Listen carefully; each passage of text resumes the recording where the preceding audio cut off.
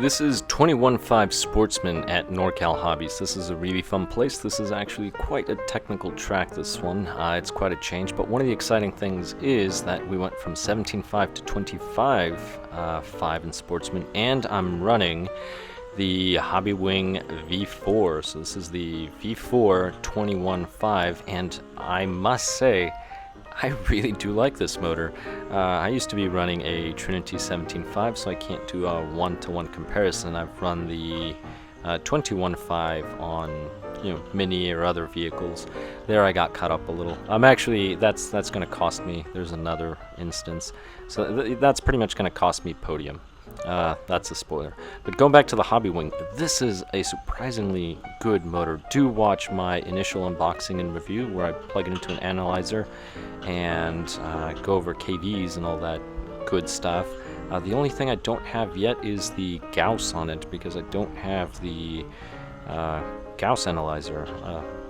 But with a 3.64 FDR final drive ratio, the motor at 54 degrees, I have to double check, I believe 54 degree timing, was running very, very cool, and the weather was extremely hot. Well, for me it's extremely hot. I'm not used to this heat where I live. The ambient temperature was approximately 38 degrees Celsius, 100 degrees Fahrenheit. So considering how hot it was outside and the FDR and the timing, okay, that's the one that loses. That causes me to lose the podium, actually, now that I think about it.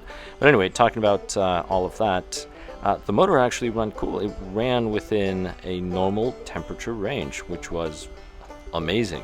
And I'll be honest, that Hobbywing motor, the machining, the craftsmanship is actually very, very nice. It's one of the nicest motors I've seen, especially the timing bell. It's just very, very smooth to shift the timing. RevTech, for example, I have to use pliers. If I'm using the slot machine motor, that one I have to use pliers, or I can grab the sensor cable right where it connects and then turn it that way, which I don't really like doing, but it works. Versus this one is just smooth. It really is. So I'm really happy with this motor. The other nice thing too is never during the race did I feel like I was outmotored by anybody else. Which was wonderful. This is the very first time. I mean, sometimes I would wonder if my motor was shot or what was going on, or what motors other people ran. I mean, some people run R1s, for example. Some people do run Trinities. There's other brands that they run. But this is the first time you can see the race. I'm not really worried at all about the motor. I'm actually just worried about driving. So if I didn't make it to podium, it's because of my driving. You saw two of the major crashes, which would have been avoidable, to be honest. And when I say I don't think I never felt I was outmotored, my laps, even with some of the mistakes, I mean, look at the turn. See, there I crashed. But my laps, I was generally 0.1, 0.12 away from, say, the people that beat me. I believe I ended 5th place. So there, another little crash that took me out. So really, I'm really happy with this motor. I think this was the best choice, honestly. 21.5, getting the Hobbywing V4. Now I just need to clean up the lines. Today, to be honest, wasn't the best race day in the world, but you know what? Considering I ended in 5th, I'm gonna say I ended in 5th, and I started in 6th spot. Gained a spot for the point series. I think I did pretty well. Could I have gotten 3rd? Of course, if I had cleaned up the laps, but I did not. So I'm in 5th. But here we go. That was way too wide, as you can see. That one's a little tighter. Here we go, and those are not too bad. So they could have been worse. Let's see if this lap I managed to keep it somewhat clean. Here we go.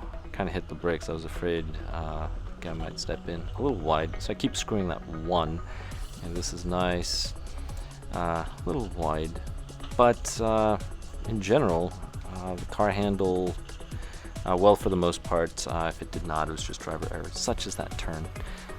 But the main thing is I would recommend the Hobbywing, and to be honest, if they come out with a 25.5 on the V4, I'll probably end up getting that for VTA and running it based on this. At some point, I'm hoping I can try out the 13.5 in my short course truck, but right now, I just as of this video, I haven't been able to do off-road, so it's been a while, but hopefully I can get that soon, within a few months before the year ends. But here we go, fun little race. I do enjoy, actually I think I enjoyed 21.5 more than I did 17.5, but that's the race. So thank you very much for watching. I hope you enjoyed this race, and I'll catch you in the next one.